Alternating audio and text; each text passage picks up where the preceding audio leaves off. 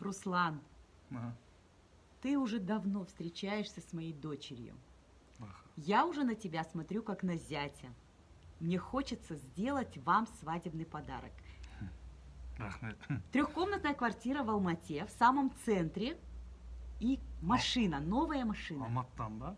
Да.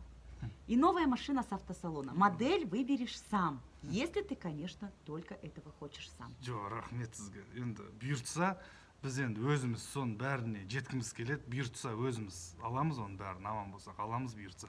Сізге рахмет. Аламаймын мен ондай подаркалар. Я понимаю. Но ты подумай. Подумай, Руслан. Ала салу керек бітші.